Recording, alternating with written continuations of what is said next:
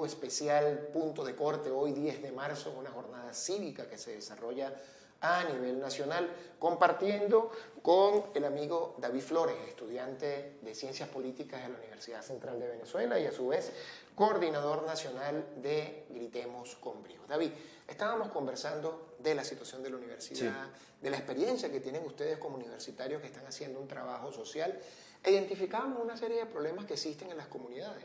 Uno primero era básicamente, digamos, un poco el escepticismo o la falta de legitimidad que las comunidades encuentran en los partidos políticos, lo cual debe ser leído de manera específica si queremos de una u otra forma avanzar hacia una transición política, porque los partidos siempre van a ser necesarios como interlocución, ¿no?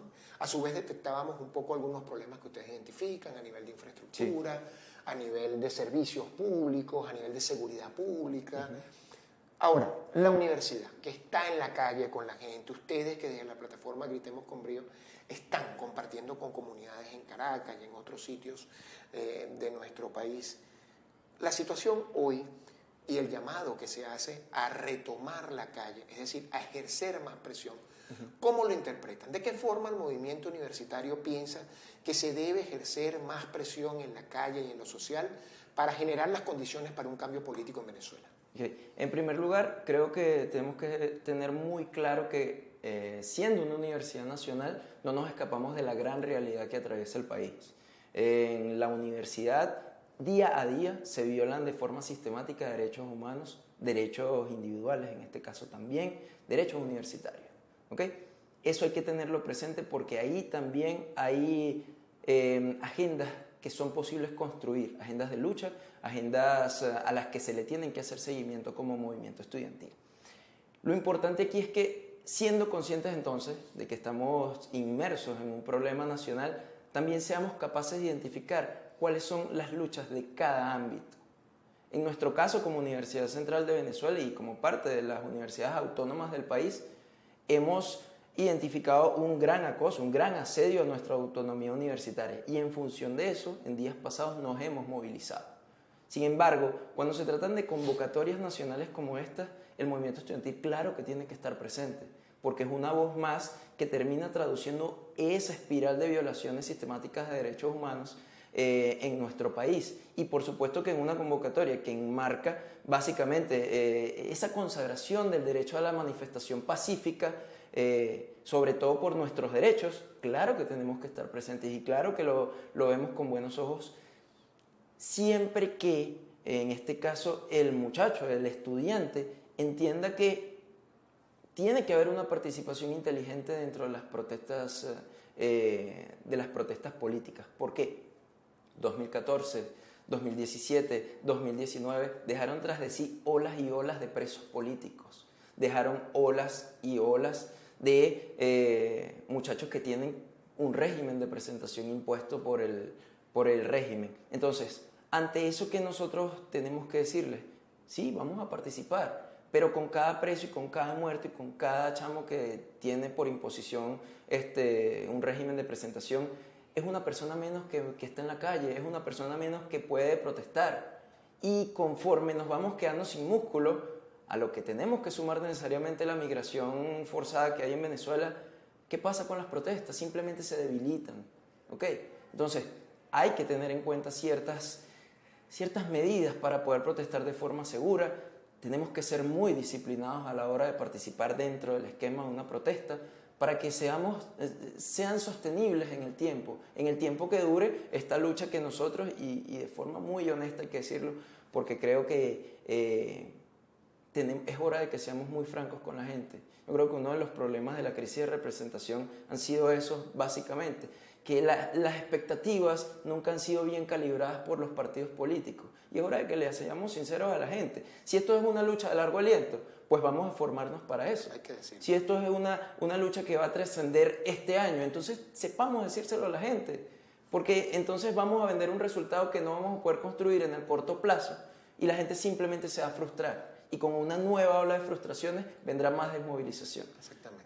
Aparte que quien está confrontando gobierno tiene una serie de recursos y capacidades que no la tiene el sector democrático de Venezuela. Ahora fíjate, los profesores, los obreros, ¿Se han planteado que una de las formas de ejercer presión puede ser una huelga general, un paro nacional de universidades donde se suman docentes, donde se suman obreros, tomando en cuenta ese análisis que es cierto en relación a una crisis general del país? Porque los docentes universitarios hoy, ¿cuánto gana un profesor universitario? ¿Cómo hacen ustedes? Máximo 1.500.000 bolívares y son los datos que apuntan distintos observatorios a nivel nacional. ¿Y ustedes han conversado con los profesores, con los obreros, para que en ese mecanismo de presión permanente pudieran darse condiciones para propiciar una huelga general? Mira, desde la Federación de Centros Universitarios de la Universidad Central de Venezuela se han hecho esfuerzos por conversar con todos los sectores que componen la comunidad universitaria.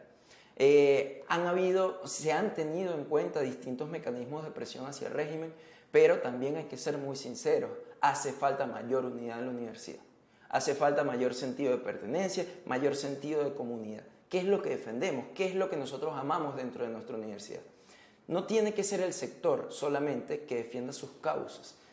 Todos los que conformamos parte de esa comunidad universitaria estamos llamados a defenderla, estamos llamados también a defender al país. Entonces, tal vez mecanismos como una huelga generalizada deban ser tomados más en serio.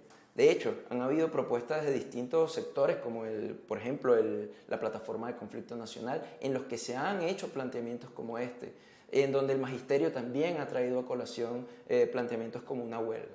Sin embargo, en las universidades y ya desde el sector estudiantil nos hemos encontrado con algo, y es que a la llamada del paro o una llamada del paro se traduce en desmovilización estudiantil. El muchacho simplemente no va a clase, y con una universidad vacía, ¿cómo protestamos? Es también una de las encrucijadas con las que nos hemos encontrado. Entonces, tal vez la gran solución sea mantener la universidad abierta, pero con una agenda propositiva y sostenida de conflicto, con una agenda sostenida de calle, con una agenda sostenida de protesta innovadora. No necesitamos apegarnos simplemente al esquema tradicional de marcha tras marcha contra marcha, ¿no? ¿Qué pasa entonces con las actividades creativas que han hecho los muchachos de la Federación de Centros Universitarios en instancias gubernamentales? Vamos a ocupar esos espacios. Que ellos se den cuenta que sabemos quiénes son los responsables de la grave emergencia universitaria y nacional que atraviesa nuestro país. Tenemos que hacerlos públicos, tenemos que dar sus nombres a conocer. La marcha de hoy. La Universidad Central se está reuniendo en la central para ir a marchar, la convocatoria es directo al punto de concentración. Nosotros vamos a estar... ¿Tienen estimados de cuántos jóvenes, estudiantes se van a incorporar? Como la convocatoria nosotros la respaldamos, sin embargo como movimiento estudiantil no creemos conveniente hacer, por ejemplo, una convocatoria pública en la que nosotros llamemos al estudiante a participar, porque nosotros estamos llamados a defender la autonomía, ¿ok? Y la autonomía se defiende en la universidad. Sin embargo, respaldamos la marcha y por supuesto que participaremos. De hecho, vamos a estar reuniéndonos directamente allá en Chacao. Ahí estaremos junto con los distintos sectores del país, pues asumiendo y apegándonos a nuestro derecho a la protesta pacífica. Así que cuenten con nosotros en esa protesta. Bueno, muchísimas gracias. Hemos compartido con el amigo David Flores, estudiante de la Escuela de Ciencias Políticas de la Universidad Central de Venezuela y coordinador nacional de la plataforma Gritemos con Brío. Muchas gracias, mucho éxito hoy en la jornada de participación cívica y democrática. Se cuida mucho y nos volvemos a encontrar acá en los estudios de Punto de Corte. Vale, muchísimas gracias. Vamos a una pausa, nos vamos a mantener en comunicación con ustedes en este operativo especial de Punto de Corte. Ya nuestros corresponsales están en distintos puntos de la ciudad capital para mantenernos informados y darnos elementos importantes a considerar para todas las personas que se están en estos momentos movilizando a la concentración que se está haciendo acá en la ciudad capital. Estamos de vuelta con el operativo especial de Punto de Corte, hoy 10 de marzo, en una jornada muy particular donde estamos compartiendo con el sector universitario. Bienvenido, me gustaría que tú mismo te presentaras, porque la juventud debe ser protagonista de estos acontecimientos. No, mi nombre es David Flores, soy coordinador nacional de una plataforma juvenil nacional, en este caso llamada Gritemos con Brío. Nosotros estamos presentes ya afortunadamente en 8 estados del país. Ha sido un crecimiento bastante orgánico en el que la gente a nivel de voluntariado se ha ido sumando en defensa de la educación. Eso es lo que hemos estado haciendo en las comunidades más vulnerables de Venezuela. David, eres estudiante de Ciencias Políticas. Sí. Una profesión muy digna y muy necesaria en esta coyuntura nacional. ¿Qué piensan desde la Escuela de Ciencias Políticas de la Universidad Central sobre lo que hoy sucede en Venezuela?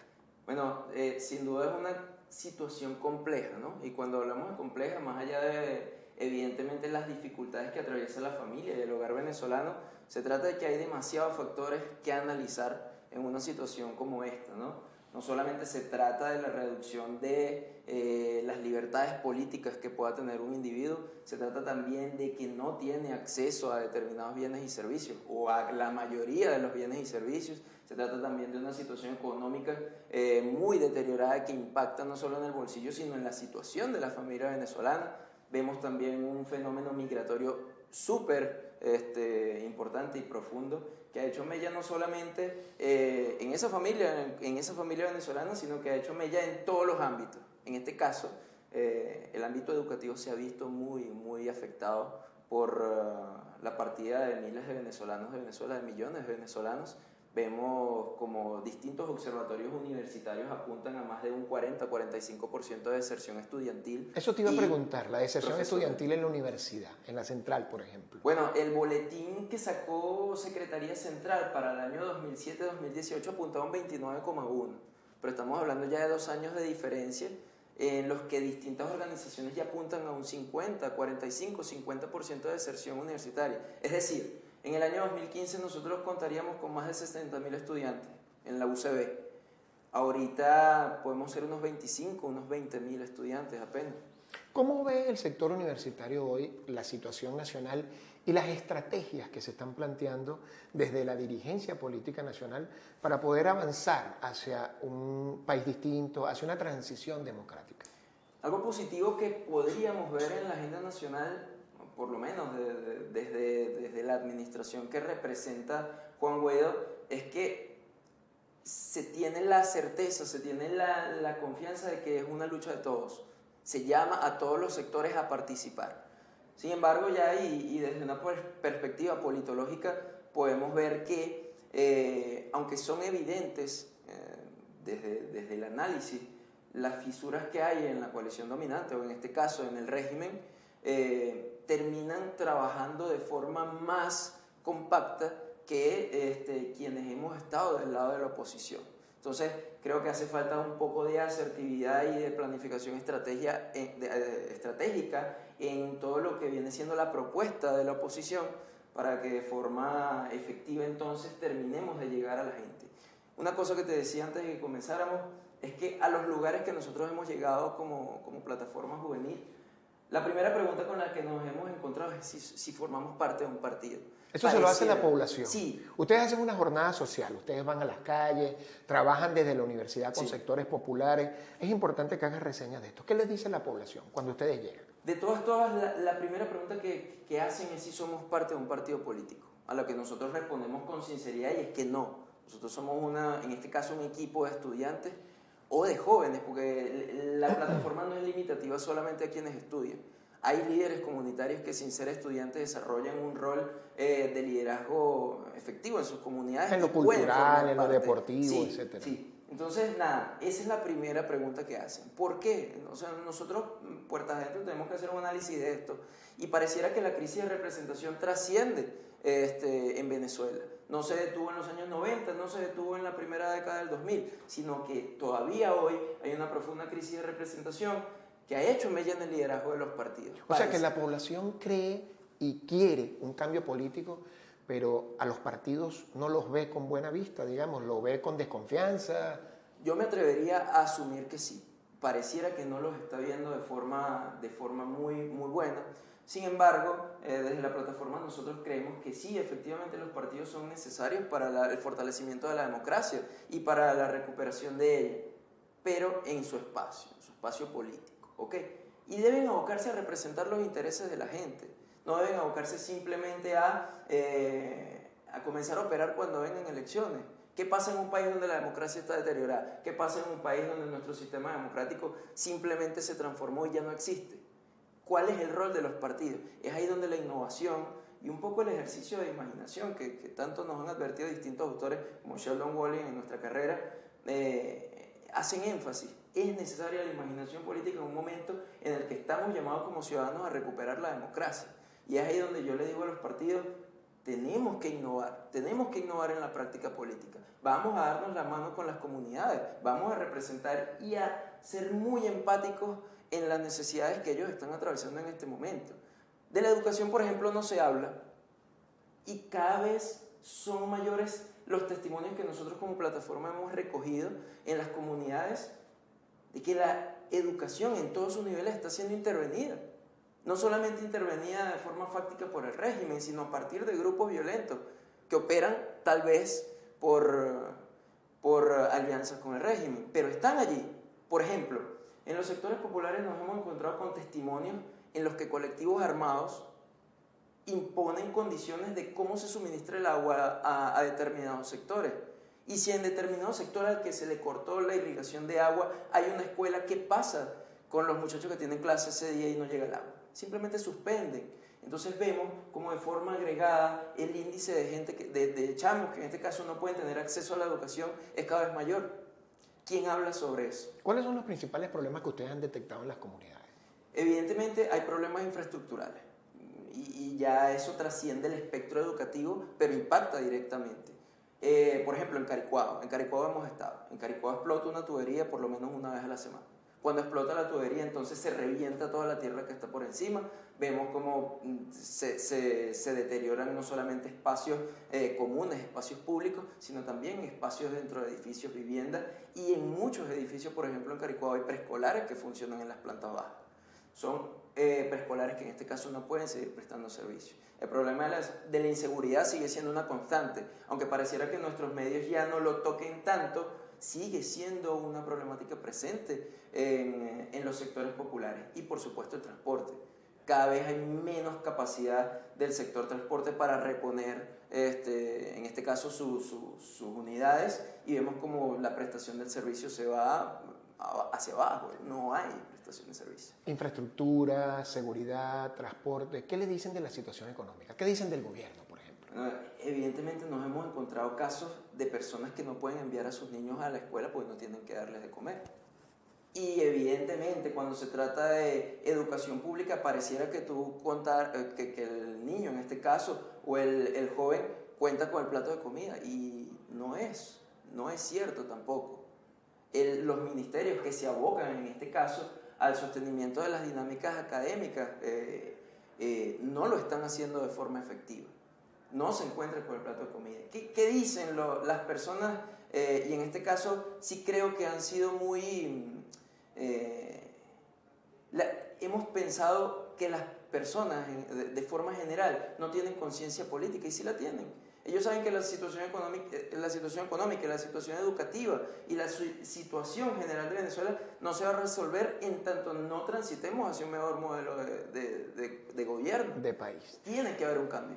Exactamente. Estamos conversando con el amigo David Flores, estudiante de la Escuela de Ciencias Políticas de la Universidad Central de Venezuela y miembro de la Coordinación Nacional de Gritemos con Brío. Vamos a ir a una pausa en el operativo de Punto de Corte hoy 10 de marzo para seguir intercambiando ideas sobre cómo se ve el sector universitario de cara hoy a lo que sería el reinicio, el impulso de las protestas en la calle para poder no solo conquistar reivindicaciones, en este caso en todos los sectores, sino propiciar un proceso de cambio en el país. Vamos a un corte y ya volvemos.